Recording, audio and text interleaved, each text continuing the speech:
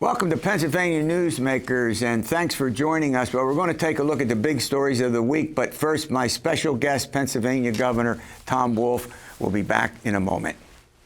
Welcome to the fast-paced and unrehearsed weekly discussion featuring the leaders who help shape your world. Join us as we address the issues that impact you each and every day. This is Pennsylvania Newsmakers, and now, here's your host, Terry Madonna. Welcome back, and welcome, Governor Wolf. As always, we're delighted to have you on the program. Thanks, Terry. It's always good to be with you. Well, let me start out. I want to start out with, we've been doing segments on this program for some time now about Pennsylvania individuals and Pennsylvania companies and organizations supporting Ukraine. I know you want to talk about what the state does, but you have to be delighted with the way Pennsylvanians have responded. It's been overwhelming. It has been. And you know, there's a good reason for that. Pennsylvania is the second highest number of Ukrainian-descended Americans of any state in the Union. So we have a strong tie with Ukraine. Economically, we have a strong tie. So yeah, it has been wonderful to see how Pennsylvania has responded to this, to our sisters and brothers in Ukraine. Yeah, well, we're going to continue as this crisis continues, and who knows where it goes. I have trouble saying the Russian autocrat dictator's last name. I don't want to give him credit. I just call him the dictator. And, you know, he's now, I mean, it's horrific what's going on over there and I think you've referred to it as shocking and abhorrent, and who knows where it's going to go. That's what's scary about it.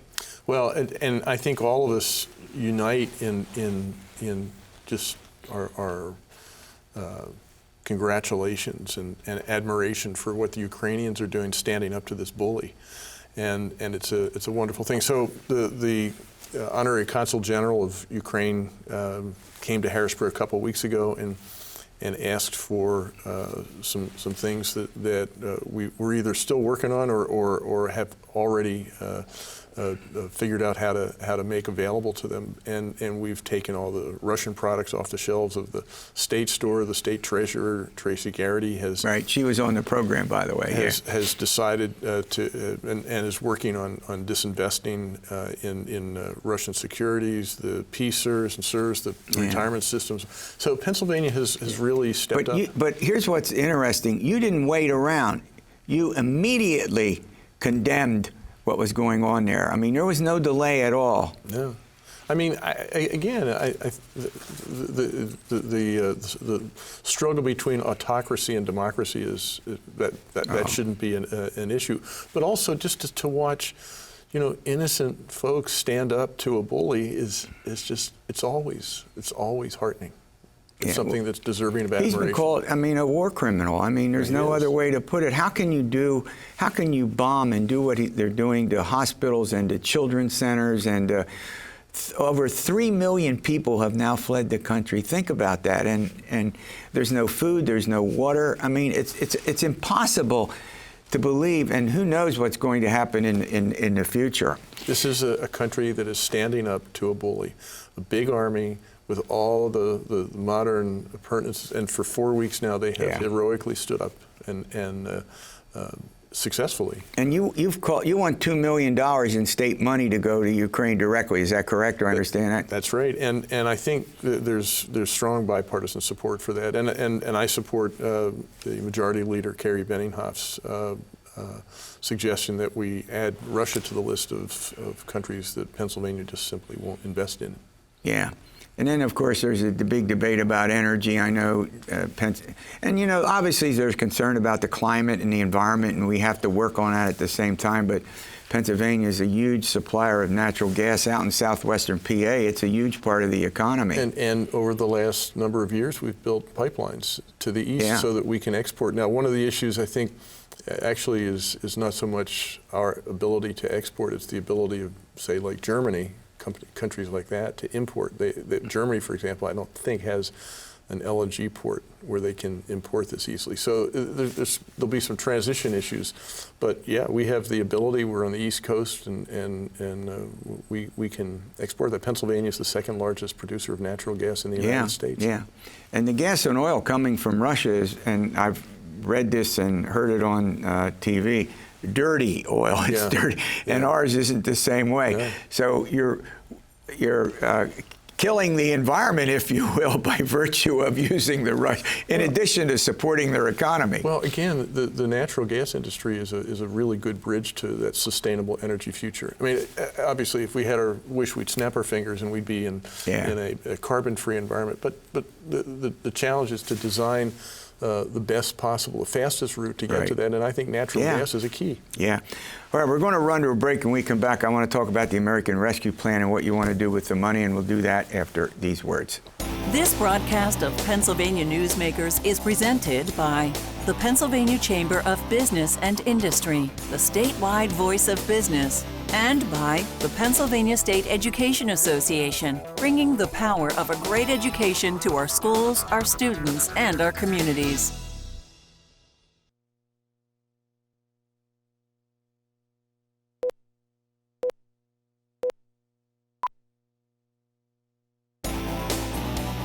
This broadcast of Pennsylvania Newsmakers is brought to you by the Pennsylvania Highway Information Association, the go-to source to learn about transportation projects and issues. Please visit pahighwayinfo.org. And by the Pennsylvania Manufacturers Association. Business in Pennsylvania is our business.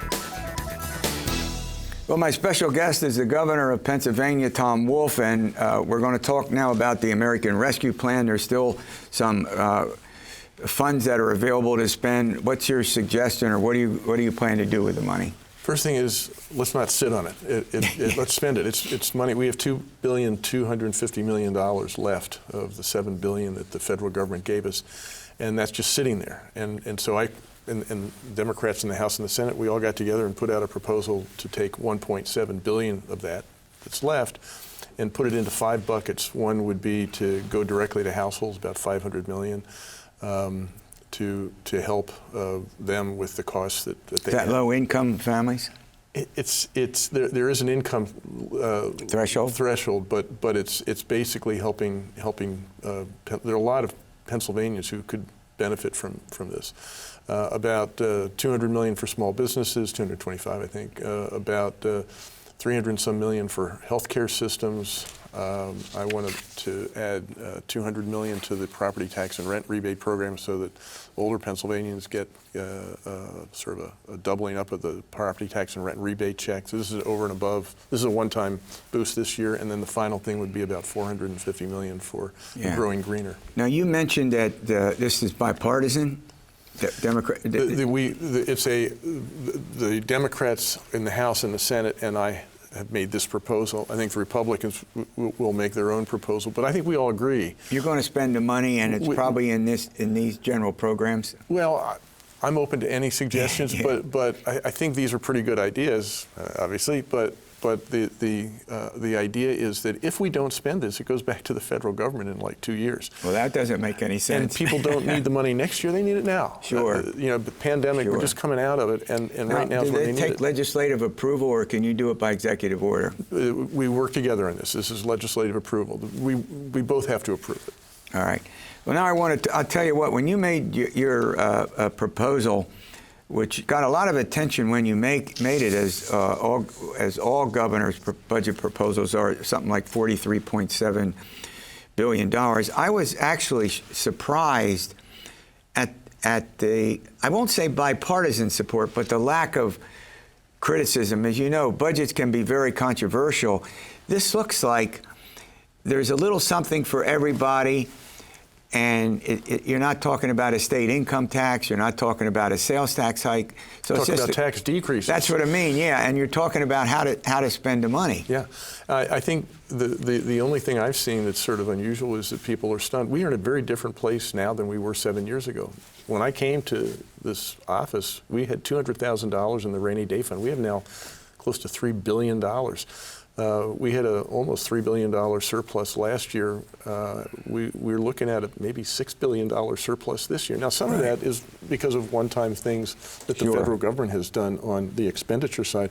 but I track the revenues. The revenues are coming in really strong. We're going to have a big month again in March. And as of the end of February, we were $2 billion above estimate, which is a balanced budget. So we're on the path to a really good, and my budget actually said, and I'll be the first governor since Dick Thornburg to turn over a surplus to my successor. $3.3 billion is our estimate. And you want to reduce corporate income taxes. Yeah, I want to get it down to 4.99% starting next year. This be phased in. Phased in, but starting with and raise the minimum wage. And raise the minimum wage, yeah. I'll tell you, the community that I think was the most excited and the happiest was the education community, right?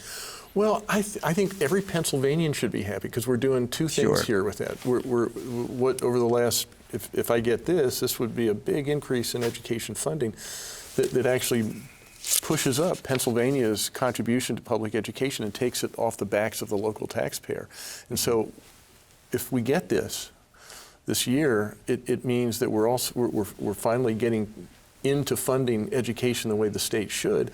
But we're also relieving pressure on local property taxpayers. So this could be a two things. I mean, increase in education funding. So educators, everybody with kids in school should really like this. But so should property taxpayers because it gives school districts the wherewithal to actually say, actually we can do all the things we want in the education space without actually imposing on the local taxpayer. Yeah. And typically, some of these governments, some of the budget, has to be done by June 1.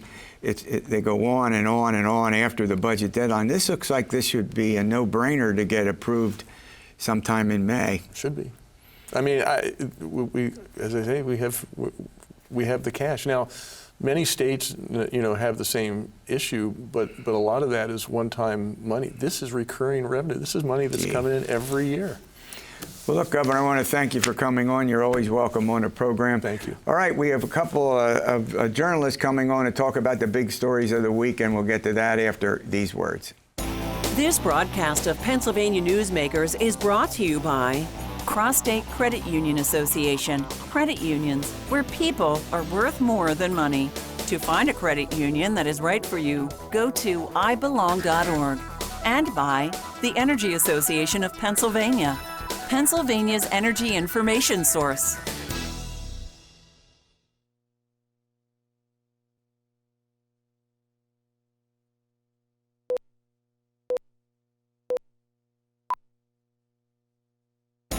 This broadcast of Pennsylvania Newsmakers is brought to you by the Association of Pennsylvania State College and University Faculties, representing the faculty and coaches who are devoted to providing quality public higher education for Pennsylvania's college students.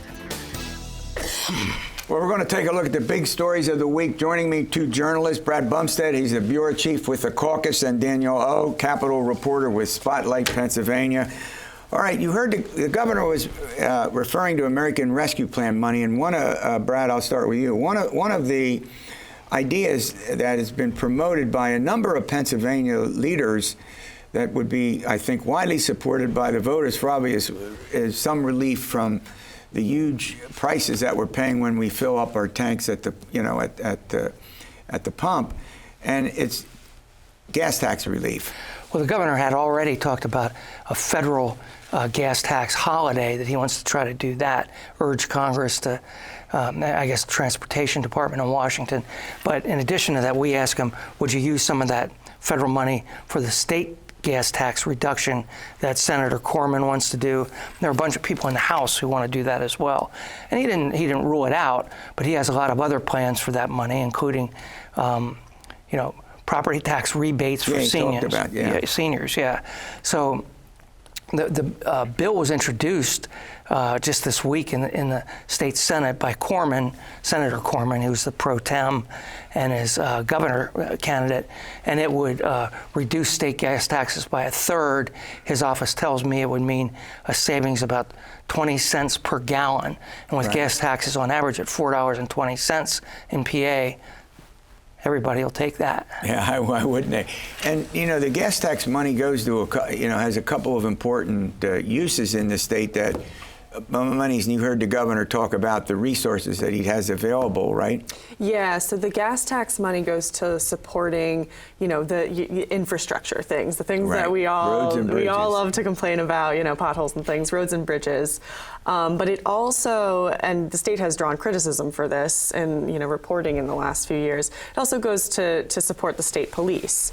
The state has plans to draw down, the state police support from that money. And I think this budget, they are a little bit ahead of schedule on bringing that down to $500,000. Yeah. But, it does go to support. So I think Corman's plan was to use this federal money to kind of, go toward making all that math work, getting the gas tax down, for folks who are paying at the pump, but also making sure that, on the back end, things are supported. Well, I often wondered why they were using that money, which is supposed to go to roads and bridges, to support the state police. I'm saying the state police need the money, make no mistake about it.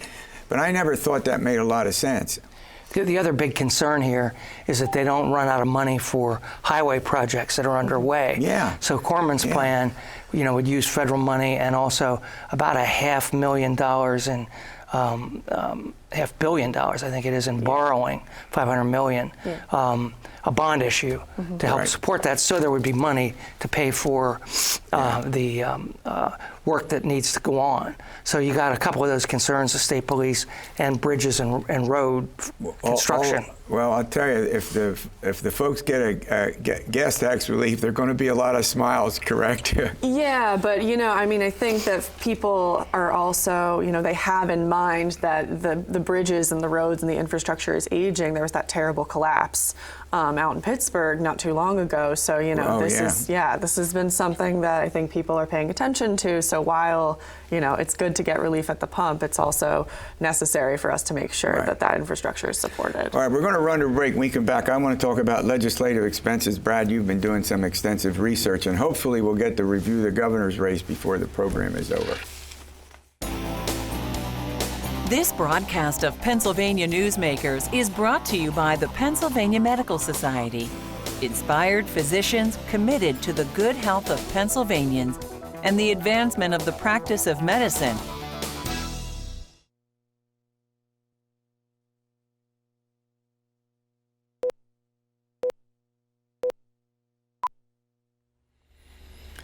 All right, Brad Bumsted, why should the folks out there care about legislative expenses and whether they get reported or not, or whether they accept gifts? Go ahead. You've written about this. Well, these are their elected representatives.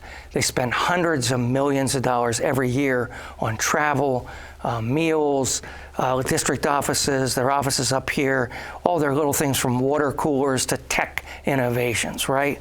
But to get those figures now in the State House, you have to file a right-to-know request, and you're going to wait about 35 days to even see it, and then you might not be able to figure it out.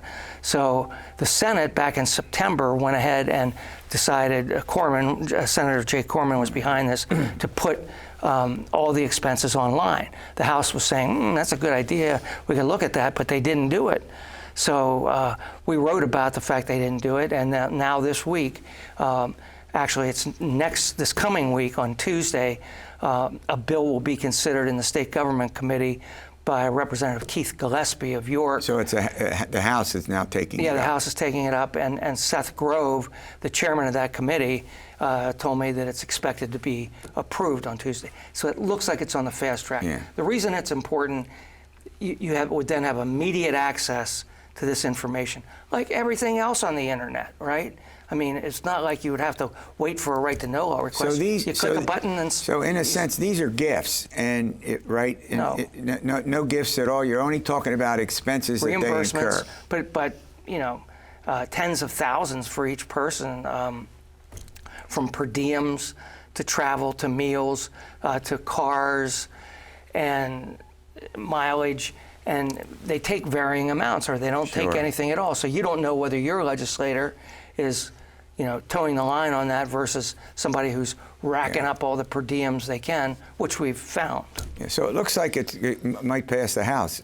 Yeah, I mean, I think that's due to, Brad's pushing and reporting. Yeah, I mean, he and my colleague Angela Columbus have done tons of reporting on this. I think one of the other things that's really important about this transparency that we now have from the Senate, don't have from the House yet, is legal bills. I mean, that is another thing that would be open to public scrutiny. I mean, if they're using public monies, they're using public monies, but not reporting it properly. Is that the point? They're reporting it properly according to their rules, but there's no disclosure as to what the case was about what it is. I got it. So you really don't know, and it's a humongous amount of money, and many are campaign contributors to legislative leaders. All right, let's switch. A few minutes left. The governor's race had an interesting, how do I put this, angle, twist that happened this week. What was it? Yeah, so a number of the candidates put out a statement saying that, they wouldn't debate unless the moderator of the debate was a registered Republican. So, I guess they are going to be checking registrations now. They are public, but go ahead. I know they are. A lot of times journalists will moderate these debates, and so, we do our best to keep the questions to the issues neutral, But I mean, I have never heard of that before, and I don't think any of us. What's surprising about it is in the debates that have taken place, and now I think we're down to 9 Republican candidates. One candidate dropped out this past week. Is that there are more question and answer periods, often without any response times. I didn't even know that there was a controversy. No, and I've listened to fully to the first 2 debates, and they agree on almost every topic. Pro-life, Marcellus Shale development, on down the line, Republican issues, and there are little differences and nuances around the edges. There might be some occasional differences, but by and large, these are Republican, ideas, and I don't know why they'd be concerned if some academic came in who might be a Democrat or an independent. Like you? Yeah. I mean, what's fascinating about this doesn't seem to have, I can't figure out what caused this. There was nothing that you all have written about or nothing controversial that has occurred in these debates and you're certainly not going to find that the case in the general election, for God's sake. Yeah. No. I mean, I don't know what prompted it, and to Brad's point, these are not general election debates. They're debates where everybody on the stage is ideologically similar. So even if you have someone who's a registered Democrat, asking the questions, they're not going to favor a Democratic candidate, right? Because everybody on the stage is from the same party. But overall, is it sort of died now? There's, you all reported it, and I haven't seen any follow-up at all. Yeah, I don't know. We'll see. I know that Spotlight has been trying to put together, some debates, and it was crickets from the candidates, and then we saw this letter. So I'm not quite sure what's gonna come from it. Well, I don't think people who want to hold a debate are going to adhere to that. It may turn out that there's a Republican, and there have been Republicans involved in the first 2 debates. He wasn't the moderator, but yeah. Thanks for the update. Okay. All right, we'll see you next week for another edition of Pennsylvania Newsmakers, and as always, stay well.